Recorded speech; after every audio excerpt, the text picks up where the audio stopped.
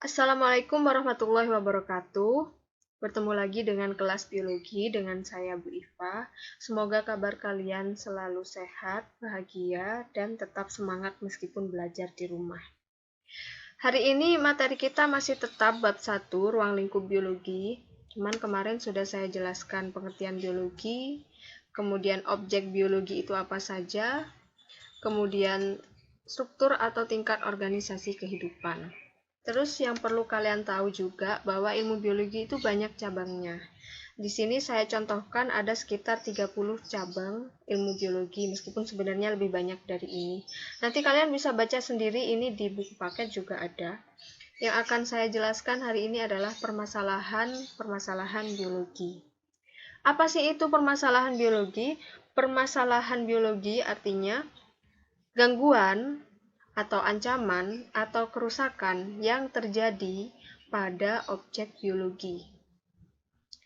Nah, objek biologi di sini sudah saya ringkas dalam tingkat organisasi kehidupan. Ada beberapa contoh permasalahan biologi, misalkan dari tingkat molekul. Contohnya ada sel sabit. Sel sabit ini salah satu penyakit yang terjadi pada sistem peredaran darah manusia, terjadi secara menurun. Dikatakan sel sabit karena bentuk sel darah merahnya menyerupai bulan sabit. Jadi ini contoh gambarnya. Ini bentuk normal dari sel darah merah kalian, harusnya seperti ini.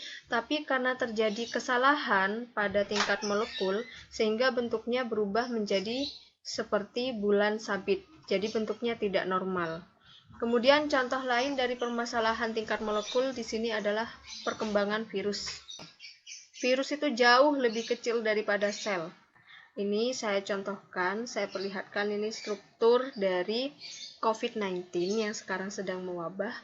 Jadi ilmuwan yang sekarang sedang meneliti perkembangan dari COVID-19, bagaimana caranya dia menular, bagaimana caranya dia memperbanyak diri. Nah, itu merupakan permasalahan biologi pada tingkat molekul.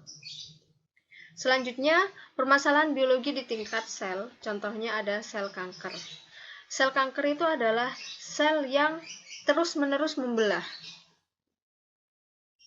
Sel yang tidak taat aturan. Harusnya aturannya dia sudah berhenti membelah. Tapi dia terus membelah. Akibatnya sel itu terlalu banyak. Membelah sampai melebihi batas normalnya.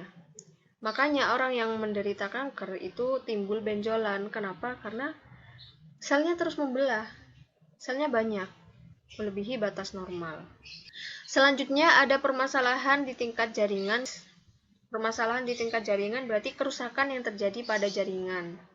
Bisa penyakit yang terjadi pada tulang, misalkan ini osteoporosis, pengeroposan pada tulang yang terjadi karena struktur penyusun tulangnya itu kurang, misalkan kekurangan kalsium, gitu. Jadi penyusunnya kurang sehingga tulangnya tidak kompak, tidak padat. Kemudian contoh lain yang terjadi pada jaringan itu seperti persendian, terus kram otot. Kemudian permasalahan di tingkat organ, berarti gangguan, kerusakan, atau penyakit yang terjadi pada organ. Nah, ini contohnya banyak sekali, misalkan sakit mah, sakit mata, sakit jantung, dan lain-lain. Ini ada gambar perbedaan lambung sehat dengan lambung yang sudah mah. Jadi ada boroknya. Maksudnya di sini nih dia luka. Lambungnya luka. Contoh dari permasalahan biologi di tingkat yang lebih tinggi, sistem organ. Berarti dalam satu sistemnya itu yang bermasalah. Contohnya diare atau asma. Jadi itu di satu sistemnya. Kalau diare kan di sistem pencernaan. Jadi sistem pencernaannya bermasalah. Terus asma, sistem pernafasannya bermasalah. Jadi gak hanya pada satu organ, tapi melibatkan semua organ dalam satu sistem. Kemudian kalau contoh permasalahan biologi pada tingkat organisme atau individu, misalkan masalah psikologi, masalah kejiwaan, seperti orang gila.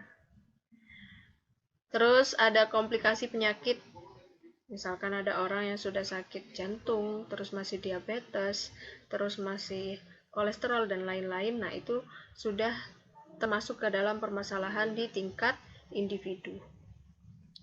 Selanjutnya, kalau di tingkat populasi, kalau permasalahan di tingkat populasi itu yang mempengaruhi kepadatan populasi.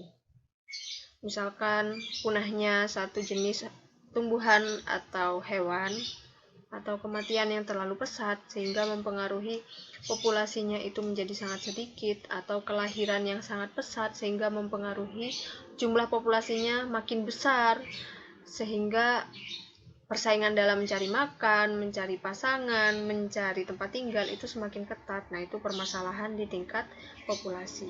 Terus contoh lain, wabah penyakit yang menular seperti TBC. Kemudian di tingkat komunitas, contoh permasalahan yang terjadi misalkan wabah penyakit yang menular. Kalau penyakitnya bisa menular lebih dari satu jenis organisme, misalkan flu burung, dari unggas bisa ke manusia. Nah, itu sudah tingkat komunitas. COVID-19 juga begitu, dari hewan ke manusia. Nah, itu kan sudah lewat dari satu jenis organisme. Persaingan mencari makan atau tempat tinggal, misalkan di suatu ekosistem ada sapi sama kambing. Nah, mereka kan makannya sama, atau tempat tinggalnya juga sama.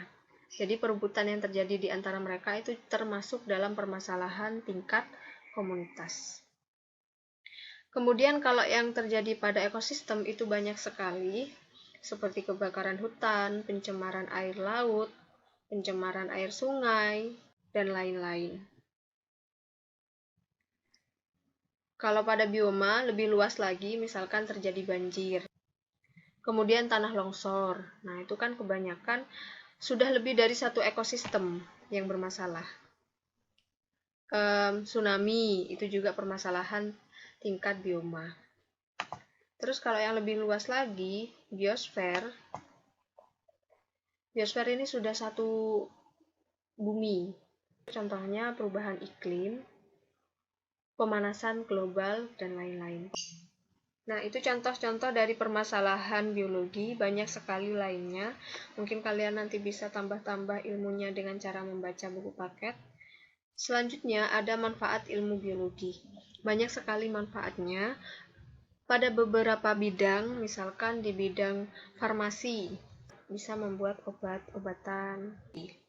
Kemudian di bidang kesehatan, ilmu-ilmu kedokteran itu kan juga ilmu-ilmu biologi.